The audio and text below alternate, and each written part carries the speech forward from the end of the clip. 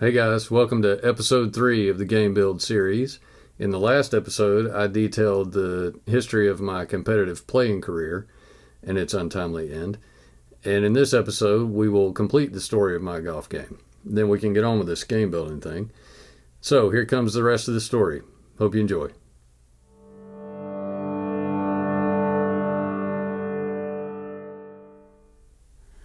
After the NCAA finals in June of '92 in Albuquerque, it took me until October to work up the courage to walk into coach's office and admit that I couldn't carry on. And when I did, it was like dropping a bomb on my life. But once I crossed that threshold, there was no going back. And I entered into a very difficult period in my life that would last more than a decade. I didn't play much golf while I finished school over the next few years, but by the time I graduated at the end of 1995, I just missed the game. I missed the ball on the grass. I missed the dew in the morning. I missed standing over the ball about to hit a shot. I missed especially the feeling of a pure shot, and I just wanted more of all that. So naturally, like a lot of former college players, I turned pro and hit the mini tour circuit. The problem was I hadn't been playing, and on the road I wasn't going to have access to a teacher to rescue me if I got into trouble with my game. And up to that point, I'd had some really great teachers to rely on. I'd first learned to play from Lowell Fritz at my home course as a kid, and I depended on being able to go see pro for a lesson anytime I needed to, and I did. A lot. At 15, I started working with George Kellenhofer at Atlanta Golf Center. George had really studied the golf swing, and he was among the first teachers to make use of video back in the 80s. This was my swing the very first lesson with George from July of 1987 when I was 15.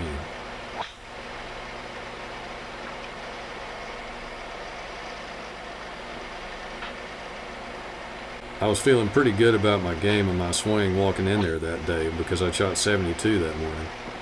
And after George filmed these swings, it was time to go inside and have a look. Okay, fellas, let's go inside and watch television. Over the next few minutes, as George played back that tape, he surgically cut my golf swing to shreds. And I just sat there and stewed the whole time. And when he was finally finished, I just said, well, if my golf swing is that bad, how come I shot 72 this morning? And he looked at me and he says, well, how many 85s do you have this year? And I said, well, a few. And he just goes, this is why. That's good. Yep. So we went back outside and I settled in for my next level of training. Once you have that, George thought it was hilarious and he's never let me forget it. My game really developed working with George. He taught me about swing plane, lag, the importance of the setup, the real fundamentals of the golf swing. By the next spring, my golf swing looked like this, and I was off and running. George worked with a lot of tour players over the years, 9 of whom won major championships, and he is extremely highly regarded among golf teachers. Dr. Bob Rotella was a sports psychologist at the University of Virginia, and he'd started working with PGA Tour players in the mid-'80s. I got to make several visits to Charlottesville to work with Doc in the last few years of my junior career, and he also worked with the Georgia Tech program, so I got to continue with him there. And he taught me a whole new set of concepts around the mental game, attitude, focus, pre-shot routine, target, tempo.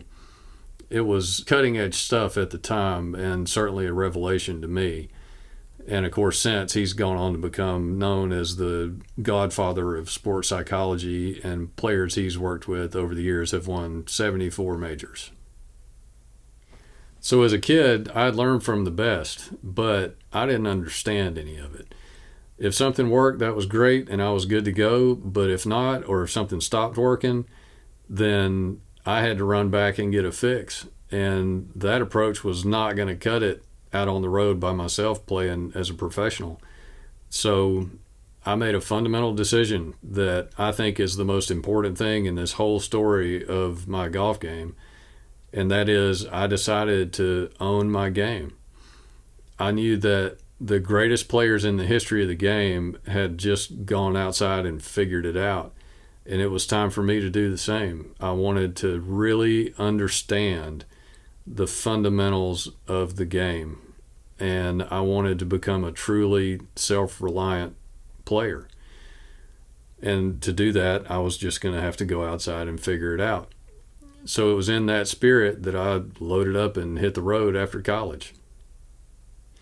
I knocked around out west and in Canada that year, 1996, but nothing really came of it. Although I did have a win at a little mini tour event in Canada that spring. It was at the brand new Nicholas North course in Whistler, British Columbia. I shot 65 in the first round to establish the course record, then won the tournament the next day.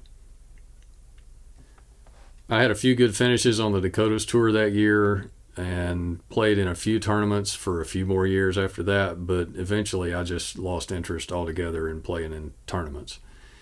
But what was happening during that time that I was interested in was I was developing my own synthesis of the fundamentals of the game. I was taking everything that I had learned from my teachers as a kid, everything I was studying from the great players through the history of the game, and everything I was discovering through my own experimentation, and boiling all that down into the simplest fundamental concepts that I could arrive at and that had reliable feel to accompany them. And it was that feel from that understanding that I shot that 65 in Whistler with. And I was enjoying the game again. I really enjoyed understanding what I was doing, and I really enjoyed pursuing it. I really enjoyed the fact that if you just keep going, things will emerge. And I played that way and pursued that for a long time. Also, during those years, I would be on the driving range hitting some balls sometimes and notice somebody was watching me. And we'd get to talking and they'd ask some questions, and that would lead to me offering to watch them hit some balls. And I found that from this understanding that I had developed in the fundamentals of the game, that I could see what was going on with their swing. And not only that, I could articulate what it was and then what they needed to be doing and how to go about doing it, and it would work. And I thought, wow, that's interesting. I might be onto something here that's not just for me, but for any player. And of course, I knew that I was working with true fundamentals, and so it wasn't a surprise. I think the surprise was just how enjoyable it was. And so that led me to do some actual formal teaching to an extent during that time, and I loved it. I just really found that I enjoyed sharing what I'd learned with other players just about as much as I enjoyed pursuing it and playing myself. And so from that point on, I always wanted to figure out a way to teach the game. By 2004, I'd reached a crossroads. Since that spring of 92, I had delved deeper and deeper into those larger questions of life. And after years of being cocooned up with it in my own little world, I had come to some conclusions. And it was time to get on with living rather than just studying how to live. And so the difficult period that I'd entered into in 1992 was coming to a close.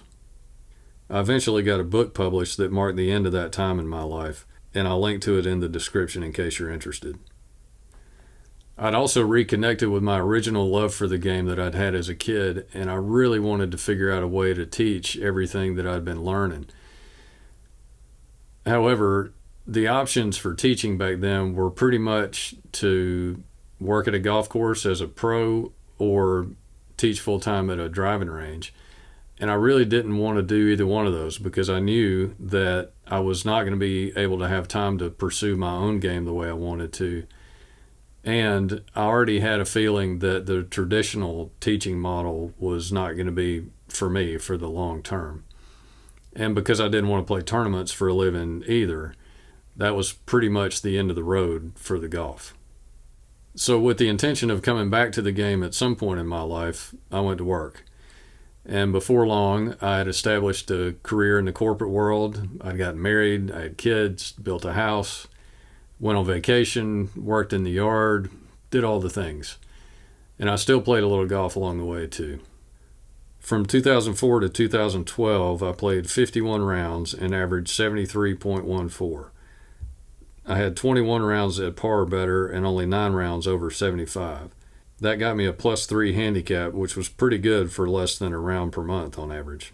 That's nothing earth-shattering, but it's pretty good play for that little golf. And the only reason that was possible is because I was still just using these fundamental concepts that I had arrived at through the prior years. And I found that as long as I was loose, these things still worked just fine. And I played that way all those years. After 2012, I just had to let it go. The idea to come back to it, to play and teach, was still there, but I didn't have time to play. I certainly didn't have time to practice and pursue my game the way I wanted to, and I just wasn't interested in continuing to do it every now and then. But letting go of the golf left a gap in my life that needed to be filled. I'd started playing guitar in high school, and it had quickly become a pretty important diversion from my golf career. I've played guitar on and off my whole life since high school, and when I let the golf go in 2012, I picked the guitar up a lot more seriously.